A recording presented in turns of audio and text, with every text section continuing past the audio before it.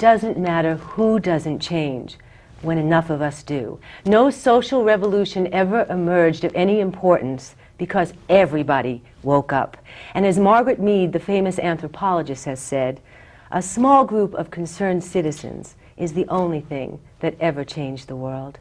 This is the heart of my special guest, Marianne Williamson, who has traveled all over the world to give light and to save the lives of so many people. Marianne Williamson is so many things.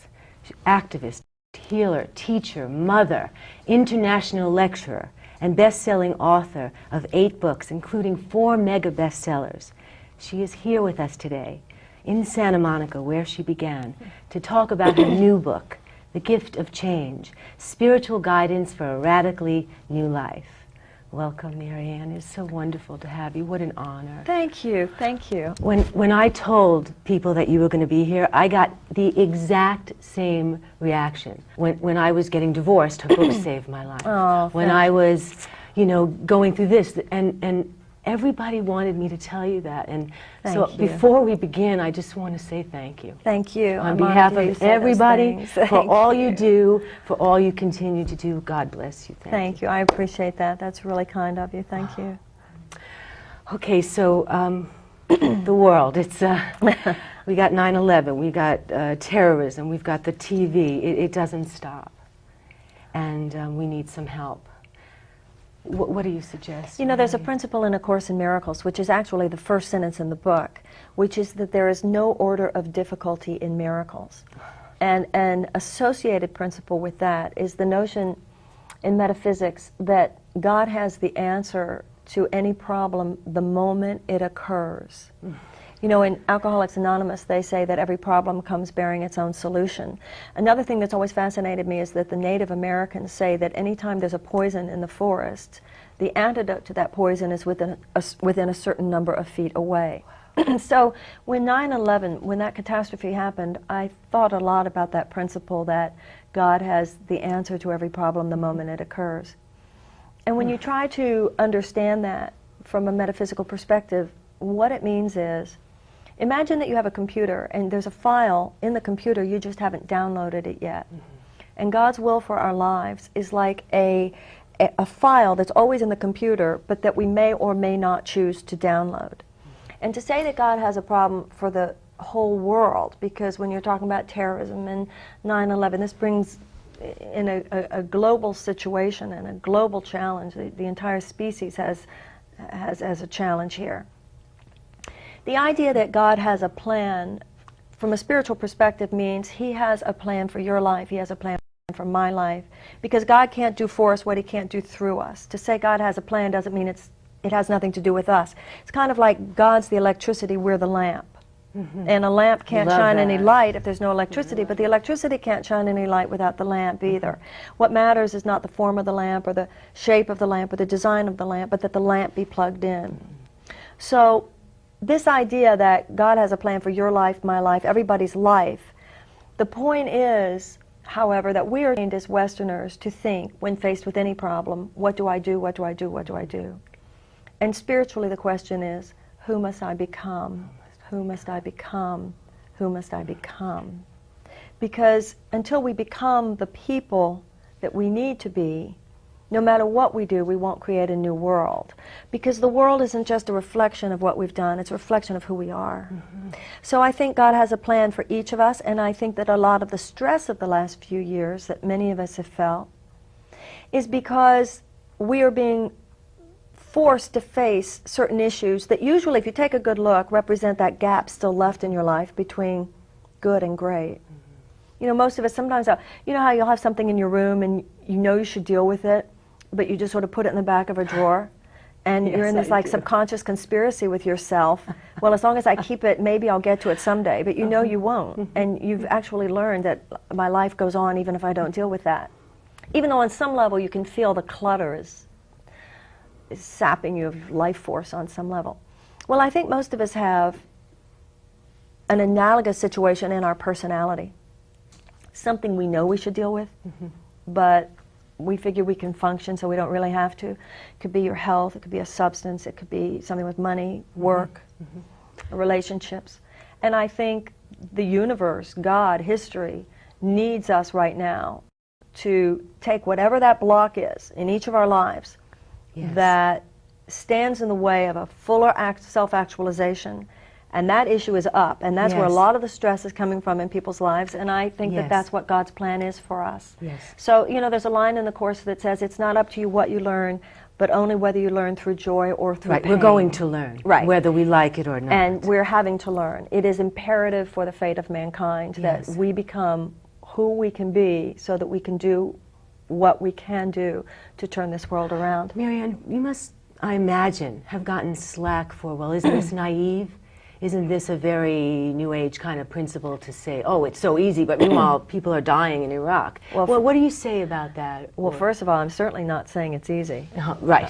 It's quite difficult to really brutally, with deep, brutal honesty, face yourself and deal with the issues that still need to be dealt with.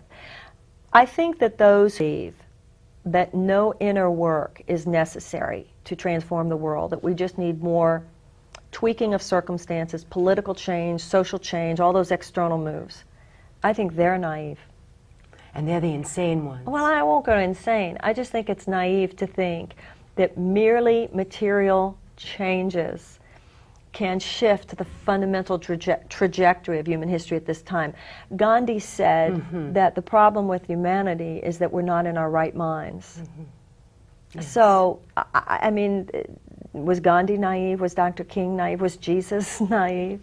So, you know, I think that that whole New Age label is surely thrown on people to just marginalize a certain set of beliefs and ideas, but I've heard worse about myself than that. Okay, so The Gift of Change, your new book. Why that title? Why that subject? Tell us about that. How you came to this book. I turned 50, and when I turned 40, I wrote a book called A Woman's Worth. I think these decades have a real impact on us, and so I was sort of trying to sum up what it meant for me, this mark of 40. And I think with this book, the paradox of middle age was on my mind. I think the only chance you have for reaching anyone else in a very deep place is if you speak from your own depth, and you're only in your own depth when you're talking about what's passionately true for you. The Course in Miracles says people hear you at the level you speak from. So my publishers have been good to me that way, knowing that the way to get the best out of me is to let me talk about whatever I'm interested in at that time. So I've always been interested in the sort of cycle of growth of my generation, but particularly how that cycle is connected to the cycle of history, American history and world history. And I think the fact that the baby boomers have reached middle age is a huge psychological and emotional factor, not just in my life. There's really not worth a book in that, but in all of our lives. And that's what I wanted to write about. What I've seen, everybody I know is a spiritual student. I mean, we've gotten there, we've all read the books, we've all listened to the tapes. But it seems to me the problem with my generation is not that we're not spiritual seekers or spiritual students, but that we're C students. We're not doing enough. We know what we need to do, but we're not necessarily doing it. We forgive when it's easy, and we love when it's convenient. Contrast that with a terrorist. I can't imagine a kind of sort of casually committed terrorist. You know, every time there's an act of terrorism, our leaders invariably call it cowardly. And I'm not sure I agree with that. It's evil, horrible, wicked, violent. But the truth is that hatred has a perverse kind of courage. And a terrorist is someone who is deeply committed to hatred's agenda and deeply focused on ways that he or she can become an effective instrument of hatred's agenda. And certainly not lazy. Exactly. Whereas many of us are kind of sort of casually committed to Right. love's agenda. Right. You say we have not made a supreme and noble effort, and that is so beautiful. And sometimes we pretend, that we have, but we haven't. Supreme and noble effort. Martin Luther King is a supreme and noble effort. Susan B. Anthony is a supreme and noble effort. I mean, there are people who have. We have not made our supreme and noble effort yet, but that to me should make us feel very optimistic. We haven't really tried yet. I mean, if you think that you've tried just because, you give money to an organization here or there, or you vote, there's a deeper level of change. And it goes back to what I was saying before.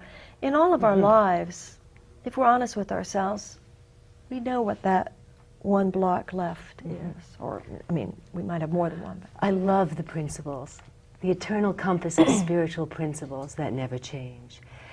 Especially the first two, which you say the most significant development is changing your mind. I mean, if we change our mind, we change the world. And these are the principles of the Course in Miracles, true. Shift in perception. I wrote A Return to Love. I began writing it in 1988, and it was published in 1992. And in a way, this book is a revisiting of principles of A Course in Miracles 12 years later.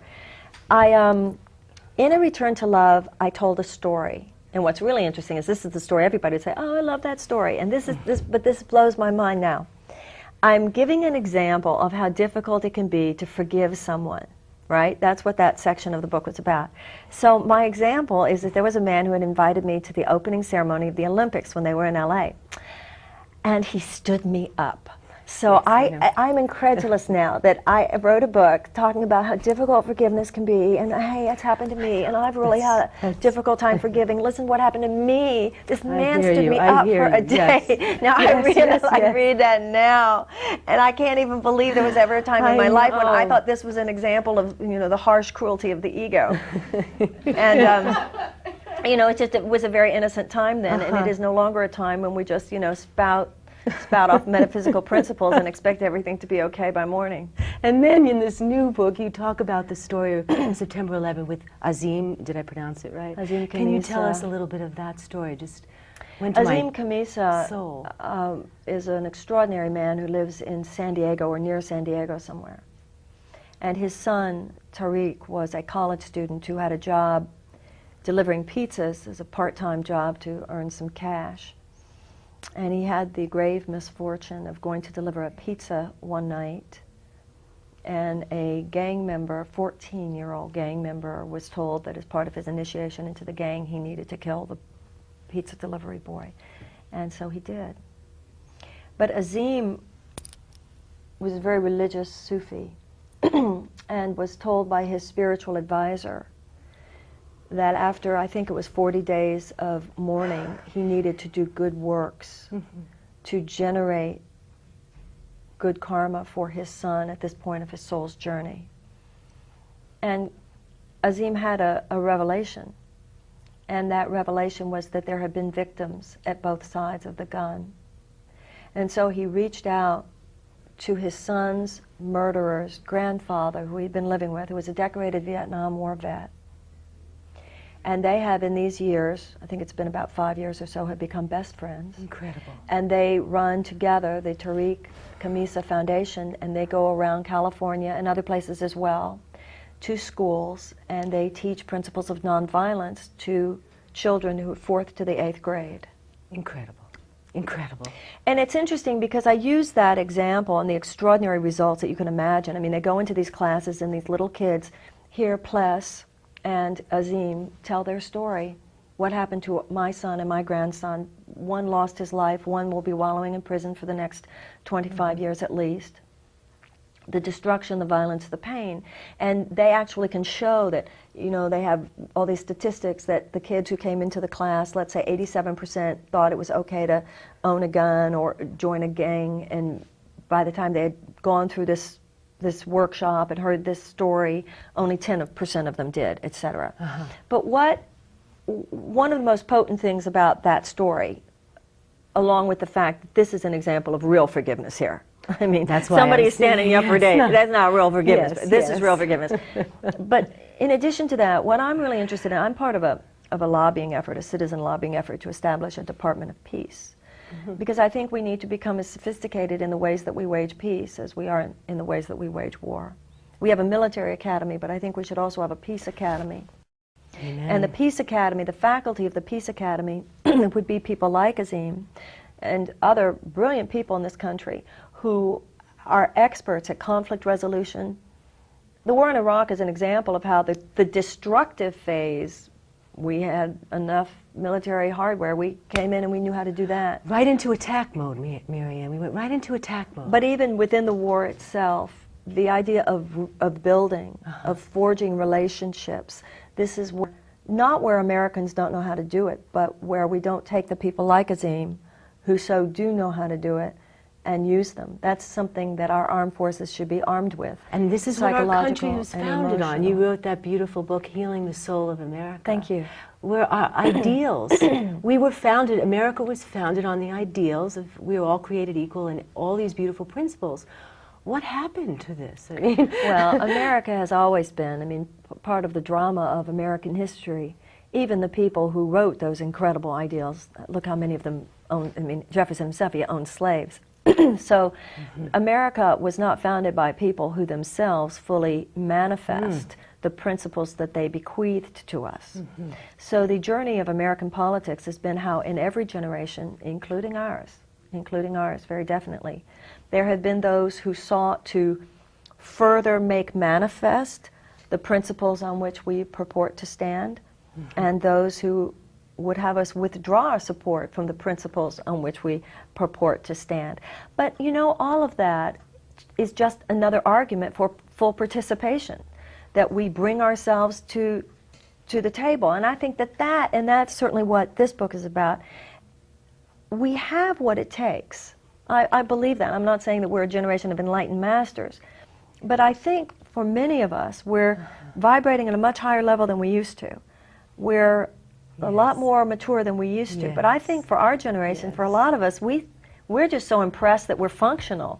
I'm sober, I can stay in a relationship more than 5 minutes, I can make a living. We sort of thought that was it. We had no idea that history was going to then look at us and say, no, save the world.